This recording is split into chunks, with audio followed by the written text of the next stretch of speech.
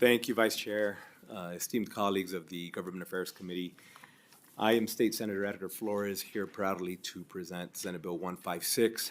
I am joined by, not only am I joined by some remarkable young folk, but folk that I call friends and individuals who understand the importance of getting involved at a young age. And rather than utilizing social media and or being loud behind a keyboard, they decided to take action. So I wanted to very briefly give everybody a roadmap on how I intend for us to move the conversation today. I will do some brief opening remarks. I will then hand it over to Emer and Alistair, who are joining us in Las Vegas from UNLV. And then we'll come back to Madeline, who will be doing a PowerPoint presentation, section by section breakdown. And then in case there are any technical questions, we brought our lifeline to just go over some additional topics or technicalities over language should those questions come in. And I'll have everybody introduce themselves in a second. But just very quickly, I am an attorney by trade, but I also teach part-time at UNLV's public policy program and the doctoral program. And I start the conversation there because, as you all know, unfortunately, UNLV was a victim of a tragedy, a mass shooting, that changed the entire landscape of what it meant to be a student or a teacher or a professor, a staff member, administrator, or anybody who has any type of connection with that university. In fact, I would say that anybody who is a teacher, a professor, a colleague, or administrator, or a student in the state of Nevada, I think all of us were shaken to our bones. And immediately after that, and I will not get into the details of it because I know that's specifically what Mr. Alistair and Emer will get into, folk were calling me, were reaching out to me, students, colleagues from NCHI, et cetera, et cetera. And the very first thing I heard, one of the very first things that happened, was that I had young students, Republicans and Democrats, working together, collaborating, and talking about what we can do about that situation. And unfortunately, we can't change what happened. But one of the things that we can do is take action.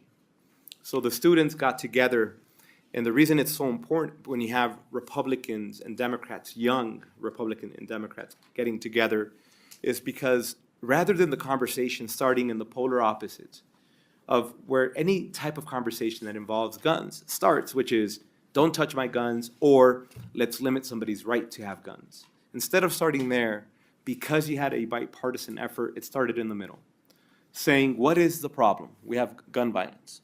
How do we address that? And they had conversations about gangs, programs, better training, making sure that everybody is represented. Every single voice has, every voice is at the table adequately being represented. And therein is the genesis of Senate Bill 156. Please note that we are working off of an amendment that we will walk you through. And the students needed help, and then they reached out to Make the Road Nevada, who said, we can absolutely help by being a voice up in the legislature, as they have folk here that are 24/7 and a presence constantly, because unfortunately, we know how difficult this building can be to access, particularly for students in the South who don't have all the tools or resources to be able to be present every single day. But the students have been leading the amendments, the students have been leading the bill, the students have been leading the work. And that is how we got to 156. I want to make it abundantly clear from the very onset, this bill is not meant to limit anyone's rights to have a weapon. In fact, I am a responsible gun owner. I have several. I look forward to teaching my son to hunt.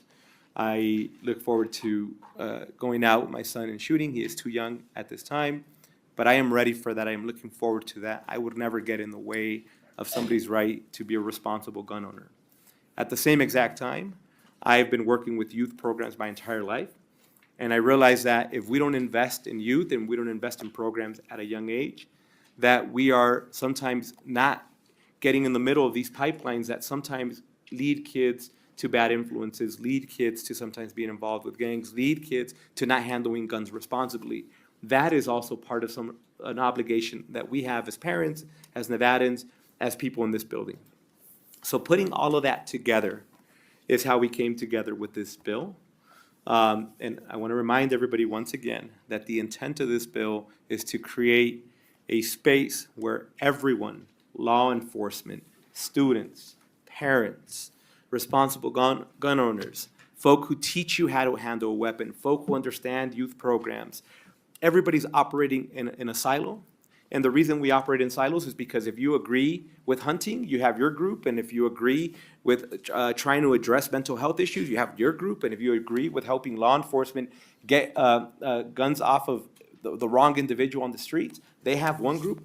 We want to create a hub where all of them are cooperating, working together with the current rules, and that whatever information comes from that they're sending it back to the legislature, and that we have reports on data, what's happening in our streets. That's ultimately the goal of this bill.